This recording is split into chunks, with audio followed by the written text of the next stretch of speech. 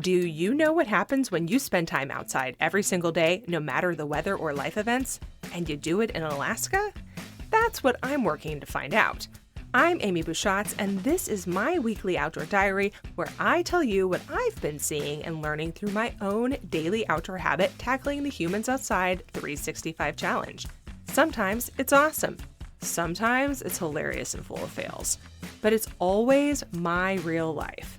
Let's go.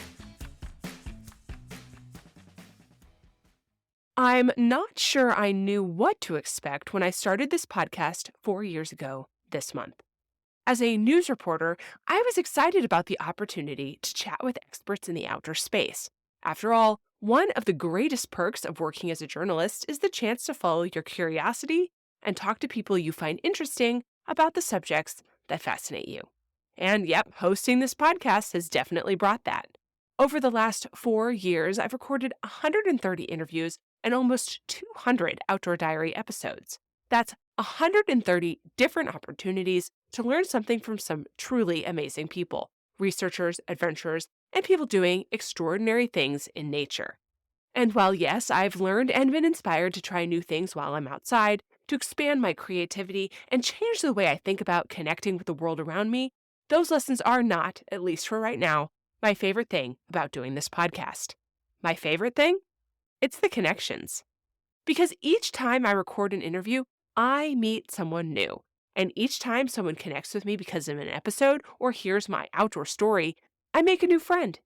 Some of these friends are in person, like Natalie with the Resource Doula podcast, who just so happens to live in my small town in Alaska.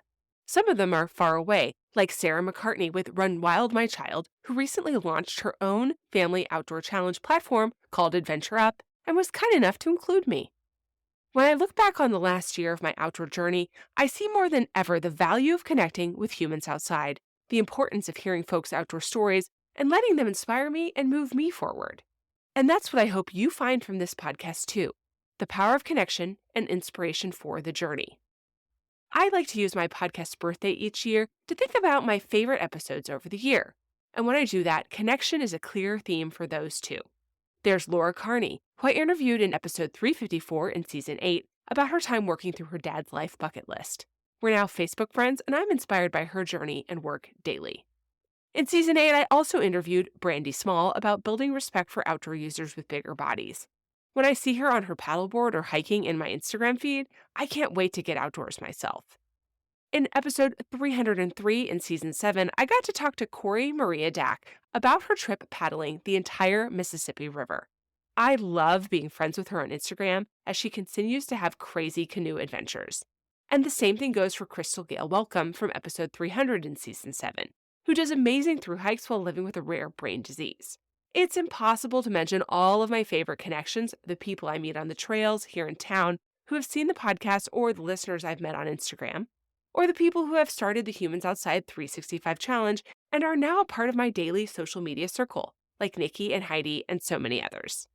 I'm so glad the Humans Outside podcast is a part of my life, and that through it and my daily challenge, you've become a part of my life too. Thank you. You can see photos of how I've been spending my outdoor time recently on Humans Outside on Facebook and Instagram, and I want to see photos of yours too, of course. Share them with hashtag HumansOutside365. And until next time, we'll see you out there.